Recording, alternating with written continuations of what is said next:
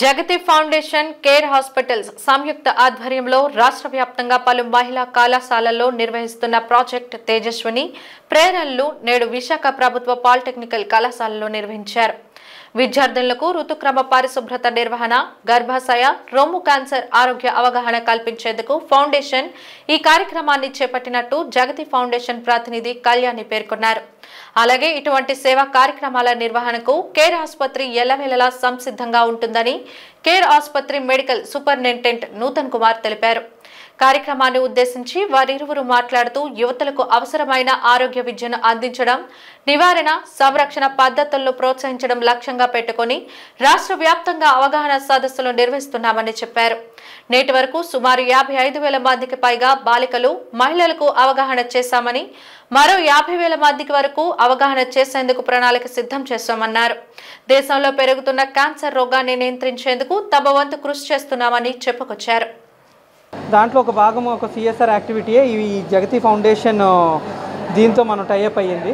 So ఈ జగతి foundation వాళ్ళు ఏంటంటే వీళ్ళు ముఖ్యంగా ఫీమేల్స్ దీన్ని ఇన్వాల్వ్ అవుతూ చేస్తూ ఉంటారు. అంటే ఫీమేల్ హెల్త్ కానీ, ఫీమేల్ ఎడ్యుకేషన్ కానీ, ఫీమేల్ వాళ్ళ ఎంపవర్మెంట్ కానీ దాన్ని ఉద్దేశిస్తూ ఈ ప్రోగ్రామ్స్ అన్నీ చేస్తూ ఉంటారు సిఎస్ యాక్టివిటీ.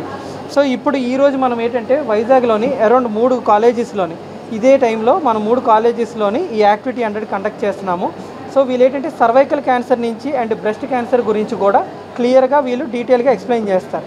కేర్ హాస్పిటల్ తరఫు నుంచి డాక్టర్స్ వెళ్ళి ఈ 3 ప్లేసెస్లోని cervical cancer and breast cancer దేనివల్ల రావచ్చు, మనం అది ఎలా ప్రివెంట్ చేసుకోవచ్చు, వస్తే దాని ట్రీట్మెంట్స్ ఏంటి అన్నది క్లియర్గా పీపీటీలు వేసి ప్రజలకి ఇక్కడ ఉన్న స్టూడెంట్స్కి వారికి అర్థమయ్యేటట్టు క్లియర్గా చెప్తారు. సో దానివల్ల స్టూడెంట్స్ ఇప్పుడు ఇంకా వీళ్ళు అప్కమింగ్ జనరేషన్ అన్నమాట. అంటే వీళ్ళు ఇంకా యంగ్ స్టూడెంట్స్, వీళ్ళు ఏజ్ పెరగ్గా ఏ పరంగా ఉంటే మనకి సర్వైకల్ క్యాన్సర్స్ ప్రివెంట్ చేసుకోవచ్చు, ఎలాగుంటే మన బ్రెస్ట్ క్యాన్సర్స్ ప్రివెంట్ చేసుకోవచ్చు, ఎందుకంటే వీళ్ళు తర్వాత పెళ్ళిళ్ళు అవుతాయి, పిల్లలు పుడతారు.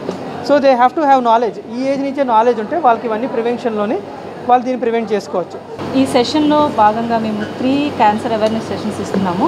క్యాన్సర్కి ఉన్న వ్యాక్సినేషన్ ఇన్ఫర్మేషన్ కానీ, ఎట్లాంటి జాగ్రత్తలు తీసుకోవాలి, ఏ విషయాలు రిస్క్ ఫ్యాక్టర్స్ ఎక్కువ ఉన్నాయనేది ఈ సెషన్ యొక్క ప్రధాన ఉద్దేశం అనమాట. ఈ ప్రోగ్రామ్ డిజైన్ చేయడానికి ప్రధాన కారణం ఏంటంటే ఎవ్రీ ఇయర్ ఇండియాలో 2,20,000 న్యూ క్యాన్సర్ కేసెస్ వస్తున్నాయి. దీని ఎర్లీ డిటెక్షన్ వల్ల మోర్టాలిటీ రేట్ని డిక్రీజ్ చేయొచ్చు. Around 90% is the mortality rate if you find the cancer at a later stage. అదే మనం ముందుగానే కనిపెట్టుంటే ఎర్లీ స్టేజ్లో 50% వరకు మనం పేషెంట్ లైఫ్ని, సర్వైవల్ రేట్ని ఇంక్రీజ్ చేయడానికి అవకాశం ఉంటుంది. అందుకని మెయిన్లీ ఈ ప్రోగ్రామ్ డిజైన్ చేయడం జరిగింది.